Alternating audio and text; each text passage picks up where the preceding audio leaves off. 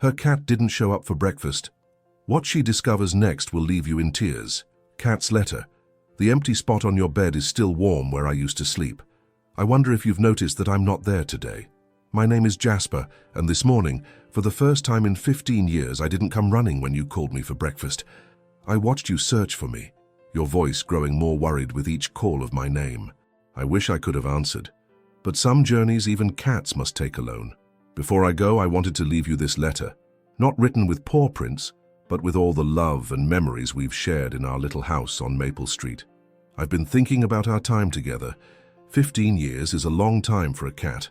Over 80 in human years, they say. We've seen so much change, haven't we? The neighborhood kids who used to ride bikes past our house are driving cars now. The maple tree in the front yard has grown taller than the roof. Your hair has turned from chestnut to silver, and my black coat has sprouted more white hairs than I care to admit. But through all these changes, one thing remained constant, the way you'd smile when you found me waiting for you at the door.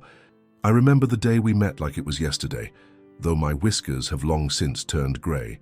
It was raining, the kind of heavy summer rain that made puddles deep enough for birds to bathe in. You were walking home from the bus stop, your umbrella fighting against the wind, when you heard me crying from underneath a parked car. I was just a tiny ball of wet fur, abandoned and scared. Most people would have hurried by, eager to get out of the storm, but not you, Delilah. You crouched down, soaking your good work pants, and reached for me with gentle hands. "It's okay, little one," you said, your voice so soft it barely rose above the patter of rain. "I've got you now." You wrapped me in your scarf and carried me home, stopping at the corner store to buy a can of tuna because you weren't prepared for a cat. Your apartment was quiet then. You'd been living alone since Frank passed away the year before. The silence between those walls was heavy, the kind that seems to push against your skin. I could feel it, even as a kitten. That night, you made a bed for me in a cardboard box lined with an old sweater, but when you turned out the lights and went to bed, I crawled out and found my way to you. I curled up against your neck, and for the first time since I'd been left alone in the world, I fell into a deep, peaceful sleep. In the morning when I woke to find you watching me with teary eyes, I knew I was home. "I guess I should name you," you said, scratching beneath my chin. "How about Jasper?" It was my grandfather's name. He was a good man who showed up when you needed him most. And just like that, I became Jasper, the cat who found Delilah Wilson on a rainy Tuesday in Burlington, Vermont. Those first few weeks were an adjustment for both of us. You weren't used to having a pet, and I wasn't used to having a home. You bought me a proper bed that I ignored in favor of your lap. You tried different brands of cat food until you found the one I'd eat without giving you that look. You know the one, with my ears flattened and my tail twitching. You even installed a small cat door in the back so I could come and go as I pleased, though most days I was perfectly content to stay inside with you. I remember the day you brought home that ridiculous cat tree. It was far too big for our small living room, and it took you 3 hours to assemble, complete with muttered curses that you thought I couldn't hear. When you finally finished, you stepped back with such pride, but I, in typical cat fashion, ignored it completely for 2 full days. You were so disappointed. Then on the 3rd morning, when you were sipping your coffee, I casually climbed to the very top platform and settled in like a king surveying his domain. The look on your face was worth the wait. Those first few months were a time of discovery. I learned that you liked to read with a cup of tea before bed, your glasses perched on the end of your nose. You learned that I loved to chase dust particles in the sunlight and that I had a strange fascination with your knitting yarn. We were both cautious at first, you still grieving Frank and unsure about this new responsibility, me afraid of being abandoned again. But slowly we fell into rhythms that became the heartbeat of our home.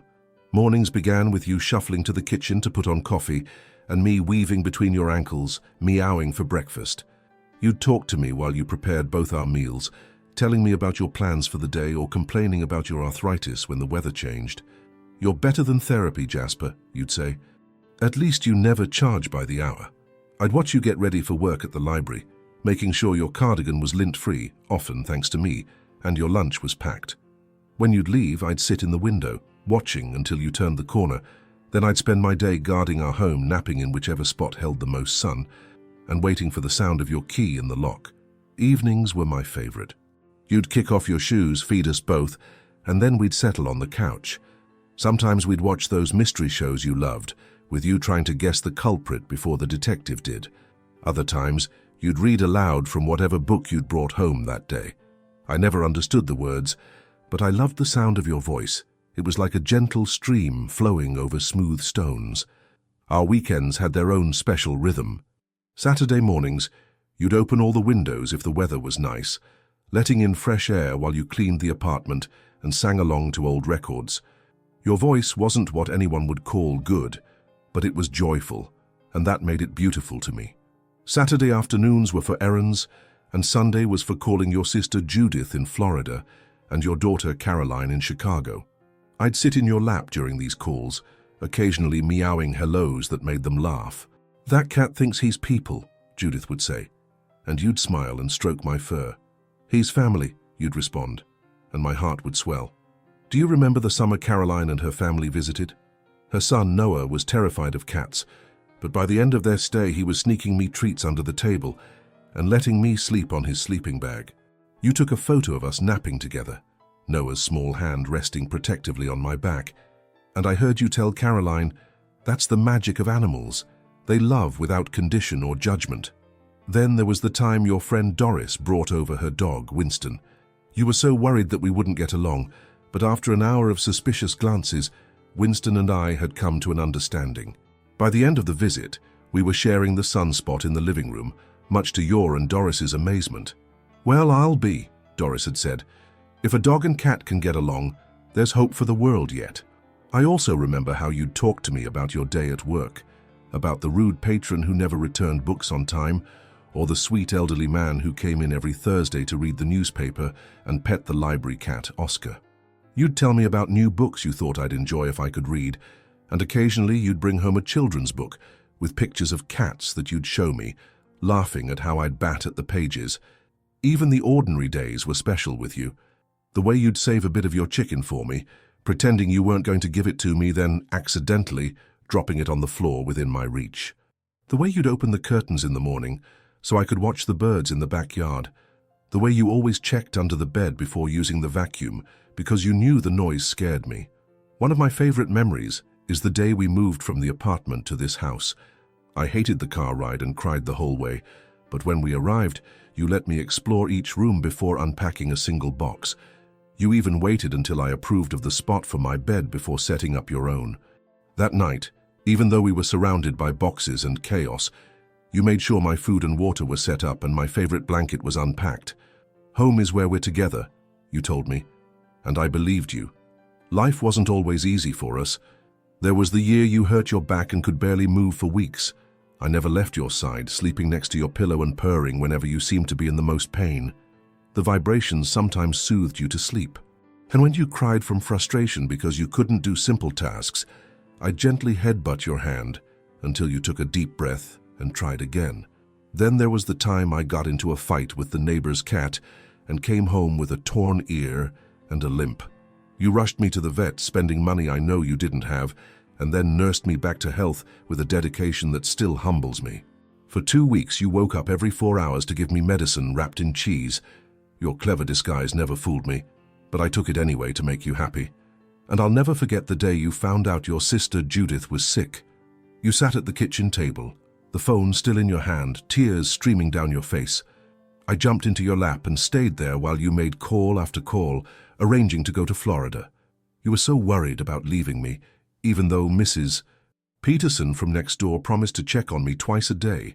When you returned 2 weeks later, I heard you tell her that knowing I was waiting had helped you get through the hardest parts. We've weathered storms together, both real ones that knocked out power and left us huddled under blankets with flashlights, and metaphorical ones, like when your friend Eleanor passed away and you sat motionless in your chair for hours, tears silently falling. I climbed onto your chest that night and licked your tears, salty and full of sorrow. You held me so tight I could barely breathe, but I didn't mind. Sometimes comfort means enduring a little discomfort for someone you love. Do you remember the time I went missing for 3 days? You put up posters all over the neighborhood, called the animal shelter every few hours, and walked the streets calling my name until your voice was hoarse. When I finally showed up on the doorstep, thin and dirty but otherwise unharmed, You cried and laughed at the same time. You ran a warm bath and cleaned me up, talking the entire time about how worried you'd been and how you were going to put a bell on me so you'd always know where I was. You never did put that bell on me, but you did keep me inside for a whole week after that, much to both our dismay. As the years passed, we both slowed down. Your walks became shorter and my jumps less ambitious. You retired from the library and I retired from chasing the neighbors' squirrels. We settled into a gentler routine, more naps, more quiet contemplation, more sitting together by the window watching the neighborhood change around us. You started calling me your old man, even though you were the one with silver hair and creaking knees. When your reading glasses weren't strong enough anymore, you bought a large print book collection. When I couldn't jump onto the bed without help, you built me little steps using some old boxes and that quilt your mother made. We adapted because that's what you do when you love someone. You meet them where they are. I've loved our quiet rituals the most, the way you always save the last bit of milk in your cereal bowl for me. How you let me sit on your lap while you pay bills, pretending not to notice when I bat at your pen. The way you talk to me when you water the plants, asking my opinion on whether the fern needs more sun or if the violets look a little sad today. I may not have answered in words you could understand, but I always appreciated being included in the conversation. Remember that winter when the heating went out and we spent 3 days wrapped in every blanket we owned? You were so worried about me being cold that you wore your coat indoors and kept me tucked inside it with just my head poking out. We ate soup straight from the can because it was too cold to sit at the table, and you let me lick a tiny bit of chicken broth, saying it would warm me from the inside. That night we made a nest of blankets on the couch and watched the snow falling outside the window. I don't think I've ever felt more secure than I did in that moment, despite the freezing cold. I've been lucky to grow old with you, Delilah. Many cats don't get that privilege. I've seen the seasons change 15 times through our living room window, 15 cycles of snow melting into spring, of summer heat giving way to autumn leaves. I've watched you change too, your face softening with new wrinkles, your movements becoming more deliberate. But your heart, that has only grown more beautiful with time. These last few months I've felt the weight of years pressing down on me. My joints ache when it rains, and sometimes I forget why I've walked into a room. The sunny spot on the carpet calls to me more frequently, and I find myself sleeping through the birds I used to watch with such intensity. I know you've noticed. I've seen the worry in your eyes when I leave food in my bowl, the gentle way you've been carrying me up to the bed instead of letting me use the steps. Last week, when I couldn't make it to the litter box in time, you didn't scold me. You cleaned up the mess without a word, and then sat beside me, stroking my fur until I fell asleep, embarrassed and grateful all at once. The next day, you moved my litter box upstairs so I wouldn't have to make the journey down. These small kindnesses have never gone unnoticed. And then there was the day you came home with the special food the vet recommended. I know it cost more than the regular kind, but you bought it without hesitation, because you thought it might help me feel better. You sat on the floor next to my dish, encouraging me to eat, and I did my best even though my appetite isn't what it used to be. Later that night, I heard you on the phone with Caroline, your voice breaking as you said, "I don't know how much longer he has." I wanted to tell you not to worry, that all lives must end, but that love like ours, never really does. Yesterday, when you sat with me in the garden and stroked my fur until sunset, I think you knew. Something in the air felt different, like the pause between heartbeats. You spoke to me about your life before me, about Frank and your early days together, about raising Caroline, about the hopes and dreams that both came true and those that didn't. Then you told me about the years with me, and your voice grew thick with emotion.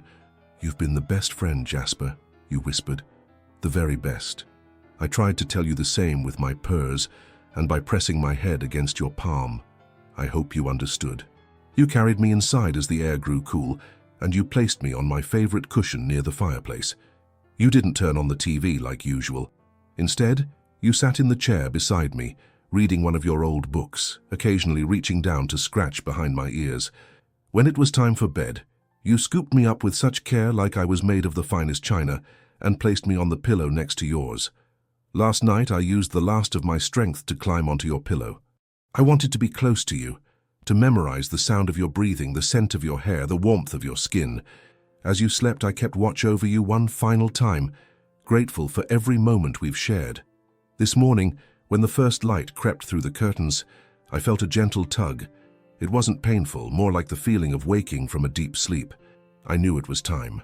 I slipped from the bed and found a quiet spot underneath the porch swing where we've spent so many summer evenings.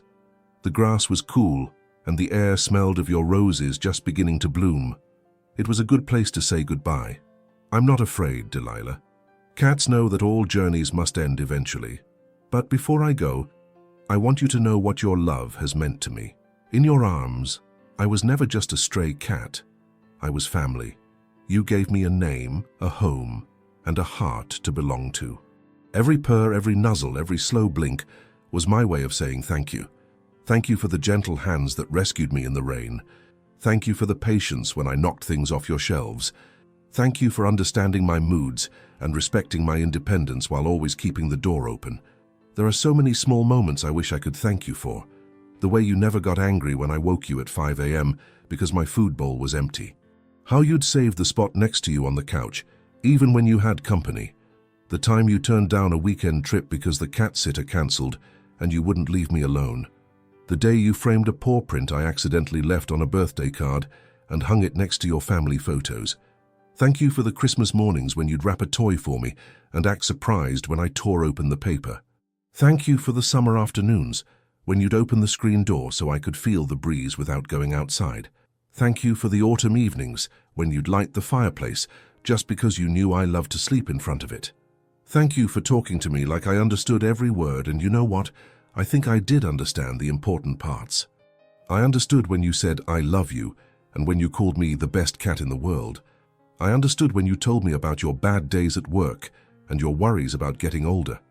I may not have known the words, but I knew the feelings behind them, and I hope my presence brought you comfort. The sun is higher now and my eyes are growing heavy. Soon I'll take a nap, and when I do, please know that I'll dream of you, of your voice calling me for dinner, of your lap waiting for me on cold evenings, of your smile when I'd appear after wandering the neighborhood all day. I'm leaving you now, but I'm not leaving you alone. Look for me in the quiet moments. I'll be in the sudden warm spot you feel on the couch when no one else is there. I'll be in the soft breeze that stirs the curtains on still days. I'll be in the unexpected calm that comes over you when grief feels too heavy to bear. When you find the courage, and I know you will because you're the bravest human I've ever known, open your heart to another little soul who needs a home. There's a shelter on Pine Street where the cats sit in the window. I've seen them during our walks. One of them is waiting for you, just as I once was. Don't worry about being disloyal to me. Love multiplies. It doesn't divide. I'll purr with happiness knowing you have a new friend to care for. And don't worry too much about what happens next. We cats have our secrets about the afterlife, but I can tell you this. There's a special place where the sun is always warm, the mice are slow, and the catnip grows wild. I'll be there waiting just as I waited by the window for you every day. Only this time when you arrive, I'll be the one to welcome you home. Take care of yourself, Delilah. Don't forget to eat regular meals even when you don't feel hungry. Remember to take your medicine, the blue pill in the morning and the white one at night. Call Caroline more often. She worries about you. And please don't stop sitting on the porch swing in the evenings. That cool breeze you feel might just be me rubbing against your legs one more time. Remember the game we used to play when you came home? You would call, "Jasper, I'm home," and I would come running from wherever I was hiding. Keep calling for me, Delilah. In your memories, in your dreams, in the quiet spaces of your heart, call for me, and I'll always come running. Thank you for 15 perfect years. Thank you for being my person. Thank you for showing me what love truly means. Until we meet again, you're Jasper, the grey cat with the crooked tail who loved you more than 9 lives could express.